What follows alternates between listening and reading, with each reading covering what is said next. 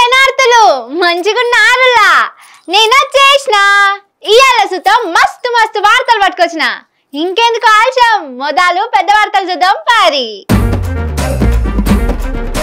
కేటీఆర్ మీద ACB enquiry CM చేసుకుంటుండు పాత పగలు రికవరీ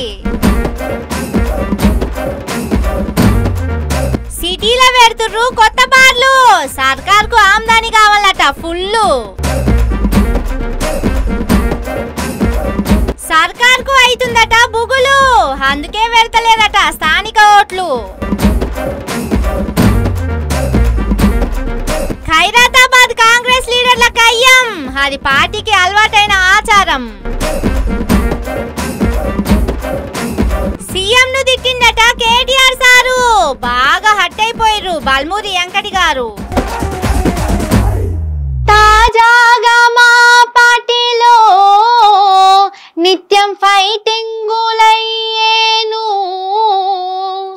దర్జాగా మా ఊళ్ళో దౌడ పండ్లే రలగొట్టుకుంటారు అని యావరేజ్ కాంగ్రెస్ కార్యకర్తలు పాటలు పాడుకుంటారు పార్టీ మీటింగులని పేరు తీసేసి పార్టీ ఫైటింగ్ల మహోత్సవానికి విచ్చేస్తున్న వారికి స్వాగతం సుస్వాగతం అని ఇప్పటి సంది బ్యానర్లు కడితే బాగుంటదేమో ఫైటింగులు ముందు పుట్టి కాంగ్రెస్ పార్టీ తర్వాత పుట్టిందని అంటుంటారు దాన్ని నిజం చేసేందుకు పార్టీ లీడర్లు శాయ శక్తుల తన్నుకొని పోరాట పటిమను ప్రదర్శిస్తుంటారు ఇప్పటికే యాడ మీటింగ్ అయినా ఆడ ఫైటింగ్లే కానొస్తున్నాయి ఇక అదే పరంపరను కొనసాగించుకుంటా ఖైరతాబాద్ నియోజకవర్గ స్థాయి సభలో కూడా దానం నాగేందర్ వర్సెస్ విజయారెడ్డి అన్నట్టు జంగు పెద్దగానే అయింది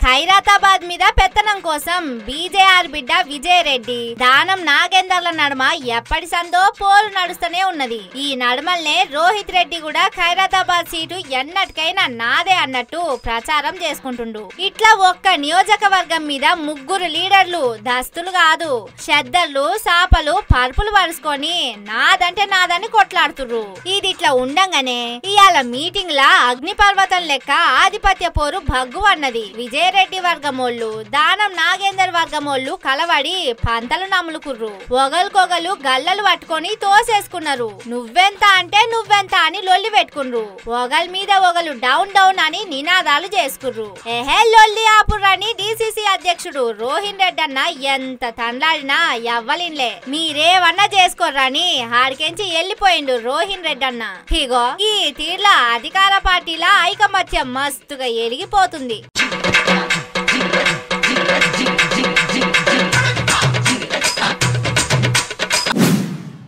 పాపం బల్మూరి వెంకటన్నకు ఎంత కష్టం వచ్చింది సీఎం సార్ను కేటీఆర్ సార్ తిట్టిందని తెగ ఫీల్ అయిపోయి కేసు పెట్టిండు కేటీఆర్ సారు ఏం తిట్టిండో అన్నది కొంతమందికే ఎరికైతే కేసు పెట్టి ఇంకింత ఎక్కువ మందికి ఎరికేటట్టు చేసిండు బల్మూరి వెంకటన్న వెంకటన్న చేసిన పనితోటి కేటీఆర్ సార్ తిట్టిన తిట్టునే ట్విట్టర్లో ఇప్పుడు ట్రెండ్ చేస్తున్నారు నెటిజన్లు బల్మూరి వెంకన్నను ఏమన్నా ఊకుంటాడు గాని సీఎం సార్ ను ప్రతిపక్షమోళ్ళు ఏమన్నా అంటే అస్సలే ఊకుంటలేడు సీఎం సార్కు వినయ విధేయ వెంకన్నను నేనే అని సాటి చెప్తందుకు ఏ మోకా దొరికినా ఇషి పెడతలేడనే అంటుర్రు మొన్న కేసీఆర్ సారు కాళేశ్వరం కమిషన్ ముంగట విచారణకు హాజరీ పడ్డాడు కదా ఆ రోజు సీఎం సార్ మీద దుమ్మెత్తి పోసిండు కేటీఆర్ సారు సీఎం సార్ ను కాని మాటలతోటి తిట్టిండు మా మనోభావాలు దెబ్బతీసిండు అని కేటీఆర్ మీద పోలీస్ స్టేషన్ లో కేసు పెట్టిండు కేటీఆర్ ను ఎమ్మడే అరెస్టు చేసి చర్యలు తీసుకోండి సైబర్ క్రైమ్ వాళ్లకు ఫిర్యాదయిండు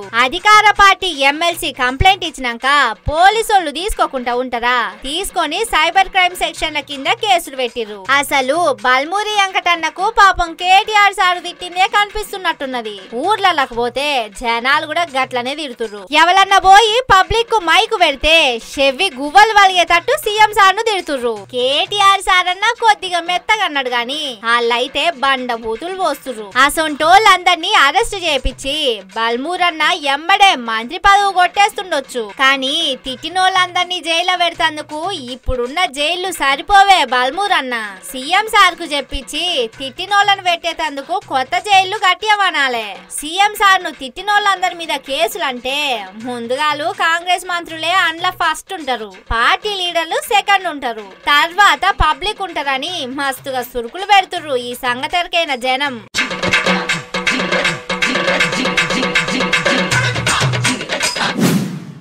అన్నా తెలంగాణ పేరు నిలబెట్టే పనులు చేస్తారా? తెలంగాణ బ్రాండ్ ఇమేజ్ ను పెంచుతారా? తెలంగాణకు పెట్టుబడులు పట్టుకొచ్చే ఇంటర్నేషనల్ ఈవెంట్లు చేస్తారా? దేశంలో ఏ రాష్ట్ర సర్కారోళ్ళు తీసుకురాని ఇంటర్నేషనల్ స్పోర్ట్స్ ను హైదరాబాద్ లో పెడతారా?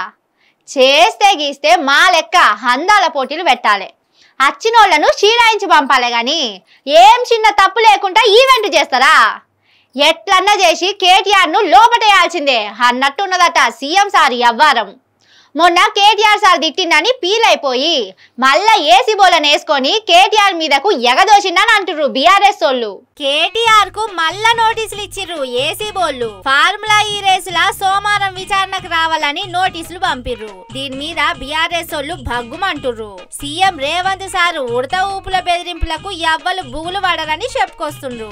అటు కవితక్క కూడా నోటీసులు ఇచ్చిన దాన్ని ఖండించింది.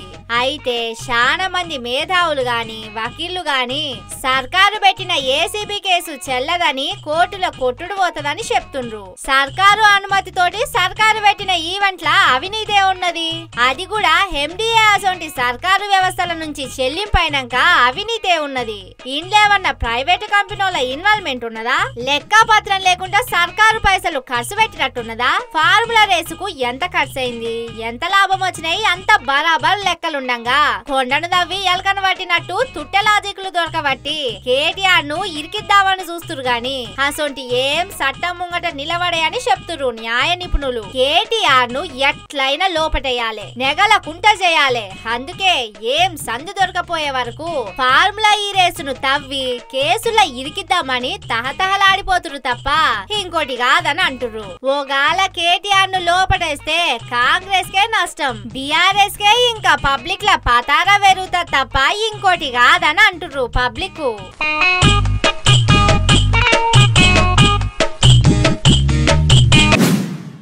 మొగోళ్ళమని మొలక ఆల్కపోయి ఎలకను చూసి ఎల్లంకల పడ్డట్టు అవుతుందన్నట్టున్నది కదా సర్కారు ముచ్చట. కాంగ్రెస్ ఏళ్ళు పడొచ్చి 18 నెలలు అవుతుంది. అందులో స్థానిక సంస్థల పదవీకాలం ఓడిచిపోయి ఏం తక్కువ 7-8 నెలలు అవుతుంది. అయినా స్థానిక సంస్థల ఓట్ల ఊసే ఎత్తుతలేదు సర్కారు. ప్రజా వ్యతిరేకత చూసి కాంగ్రెస్ సర్కారు భయపడుతున్నదా? లోకల్ బాడీ ఎలక్షన్లకు పోతే ఎదురు దెబ్బ తప్పదని వెనకడుగేస్తుందా? అందుకే మంత్రులు తాపకో మాట మారుస్తుండన్న అనుమానాలు వస్తున్నాయి చాలా మందికి. స్థానిక సంస్థల ఓట్లు ఎప్పుడుంటాయి మేడం అంటే రేపో మాపో అన్నట్టు మాట్లాడింది మంత్రి సీతక్క.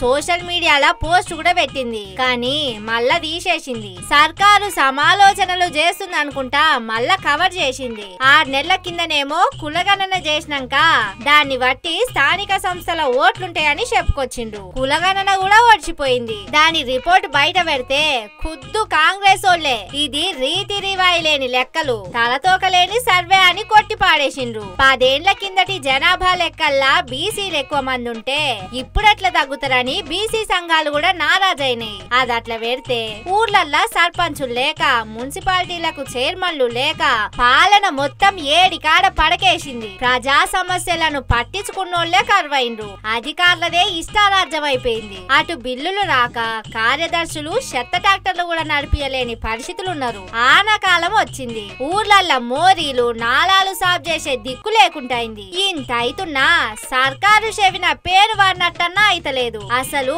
స్థానిక సంస్థల ఓట్ల కోసం కసరత్తులు కూడా షురు చేయలేదు. సర్కార్ కు ఇప్పటిపట్ల ఓట్లు పెట్టే ఉద్దేశం లేదు. ఒకవేళ ఓట్లు వస్తే గంపగుత్తగా ప్రతిపక్షాలనే గెలిపిస్తట్టుర్రు. ప్రజల్లో చాలా వ్యతిరేకత వచ్చింది. జనాలు ఏడికాడ గ్యారంటీలేమైనా అని నిలదీస్తుర్రు. ఈ టైంలో ఓట్లకు పోతే ఓట్ల బొచ్చల రాళ్లే పడతాయి గాని ఓట్లు పడే అన్న భయం కొద్దే జంకుతుర్రన్న ముచ్చటిన పడుతున్నది. అటు బీజేపీలు కూడా ఓట్లు పెట్టే ధైర్యం కాంగ్రెస్ ఓళ్లకు లేదని ఎక్కిరిస్తుర్రు. మరి చూడాలిగా సర్కారోళ్ళు ఎప్పుడు ధైర్యం చేస్తారో.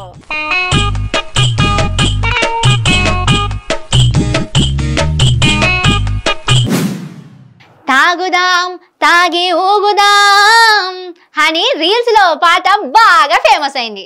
ఆ పాటలున్న పదాలను నిజం చేసేందుకు సర్కారు కూడా తోడైంది.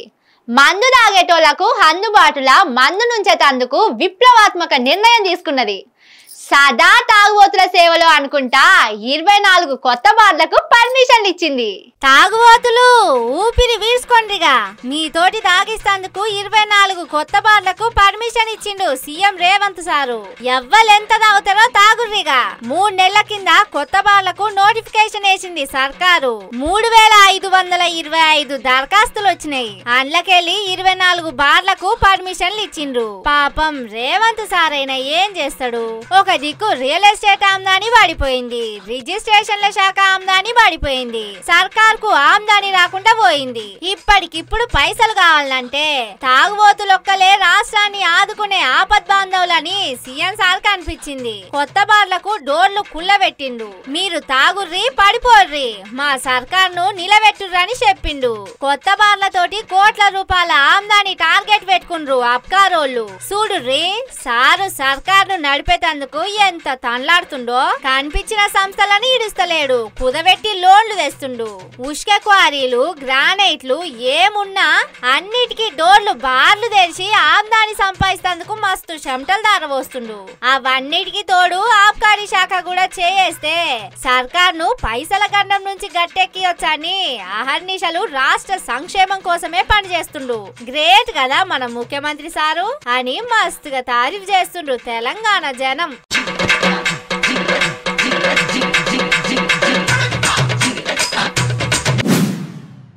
ఇవి అల్టి ముచ్చట్లు.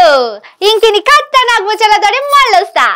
చూస్తూనే ఉండుర్రి మన తీన్మార్. ఇదే అసలు తీన్మార్.